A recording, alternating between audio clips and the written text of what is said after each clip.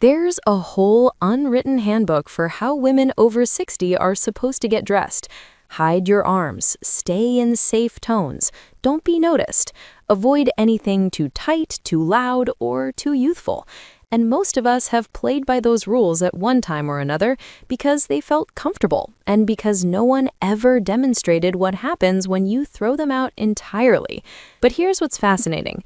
The women who genuinely make you stop mid-thought, the ones who enter a space and hold a whole room's attention, they didn't arrive there by playing it safe. They arrived there by abandoning nearly every one of those so-called rules and trusting something far more compelling, their own sense of self. And that is the exact foundation Grece Ghanem has built everything on. She's a 61-year-old former microbiologist from Lebanon, now living in Montreal, with more than 1.5 million Instagram followers, a signature silver bob, and a closet that has women 20 years younger begging to know her sources. But the reason she holds that level of influence has nothing to do with the garments on their own, and everything to do with the mindset behind how she puts them on. And just wait until you hear what she refuses to do with the pieces she owns. It's the single idea that completely reshaped how I approach getting dressed. Hey everyone, welcome back. If you're new here, I'm Parker Holloway, and today we're diving into one of the most striking style philosophies I've ever encountered. This notion that the real power move when getting dressed past 60 isn't piling on more, but understanding precisely what deserves to stay and what needs to go. Grece Ghanem is walking evidence that this mindset works brilliantly. So let's jump right in. Number 1, she elevates denim the way most women elevate a little black dress. The majority of women past 60 view jeans as something for errands, something laid back, something you pull on when effort isn't part of the equation. Grece flips that completely. Denim sits at the very core of her wardrobe, and she styles it with the deliberateness most people only bring to their best evening looks. She'll take a relaxed, straight-leg pair and match them with a sharp, tailored blazer or a structured coat. And just like that, those jeans stop being casual. They become the foundation of something genuinely refined. What strikes me here is how it transforms something already sitting in your closet. You don't have to shop for different jeans. You simply have to rethink the role yours are playing. If denim is something you only grab on days you're not putting in much thought, try reversing that. Pull them out when you want to feel sharp and construct something purposeful around them. A solid pair of jeans with the right blazer and a polished shoe is one of the most quietly powerful outfits you can assemble. Number 2, she always includes one element that's unmistakably personal. This is the line between women who read as stylish and women who simply look neat. Grece nearly always carries one detail that belongs entirely to her. Those oversized sunglasses, a bold color no one else is wearing, or a piece of jewelry that pulls your attention. And none of it is accidental. It's the detail that announces this outfit is mine, rather than just another well-assembled look.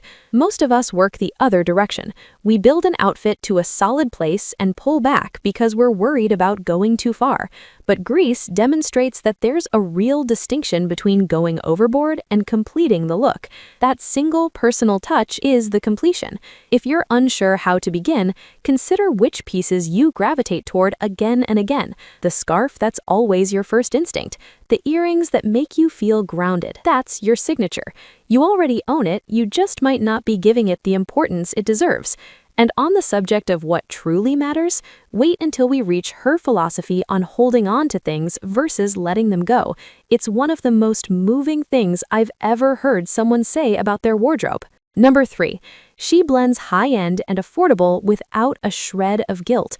One of the most liberating things about Grece's approach is that she'll step out in a Bottega Veneta dress one afternoon and style designer items alongside everyday denim from labels like Agolde the next. She has zero interest in the notion that every piece must sit at the same price level. And this matters because too many women believe they can't look polished unless every item carries a luxury label. That simply isn't true. What gives an outfit that elevated quality isn't the receipt. It's the silhouette, the proportions, and the self-assurance behind it. Grece knows that a perfectly fitted pair of mid-range jeans under a beautifully constructed coat delivers a result every bit as arresting as head-to-toe designer. I find this genuinely freeing. It means you get to invest where it counts for you. Perhaps that's an exceptional coat or a stunning handbag, and let the rest stay uncomplicated. You don't need to buy your way to remarkable style. You just need to understand where each dollar has the greatest impact. Now, everything I've walked through so far, the denim strategy, the personal signature, the high-low balance, most women could land on those ideas given enough time. But what's ahead is different. These are the insights Grece spent decades uncovering, and they're the ones that draw the line between dressing well and possessing truly undeniable style. Number 4. She holds on to everything and lets go of nothing. This is the one that stopped me cold when I first came across it. Grece has shared that she still wears pieces from her days as a student in Beirut in the early 1980s. Nothing is treated as disposable. Nothing leaves her closet. She approaches her wardrobe as a living collection of her own history.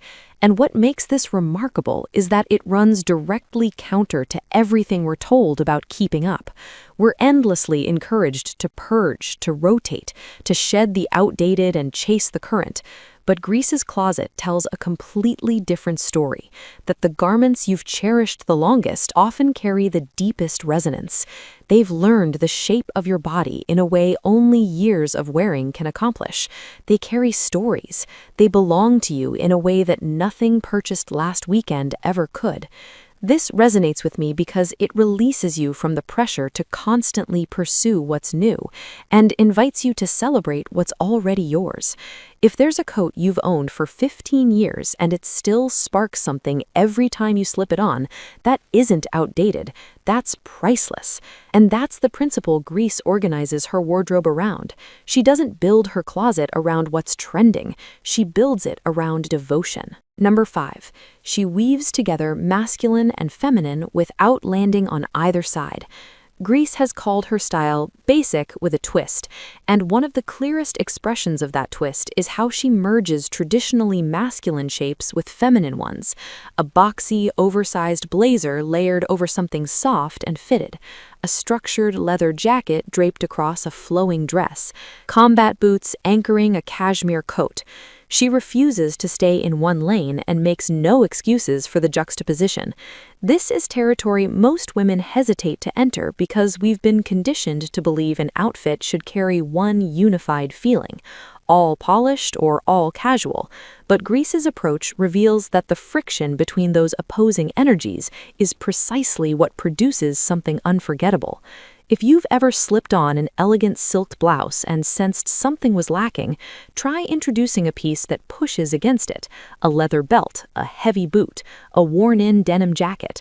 That push and pull is the twist, and it's frequently the detail that makes someone glance at you a second time. Number 6. She treats color as a source of vitality. This is one of the things about Grece that captivates me most. She once said that color is a good booster for energy, that it can make you feel happy or even make you reflect when you're already feeling happy. She doesn't reach for color because it's fashionable. She reaches for it because it tangibly shifts how she feels.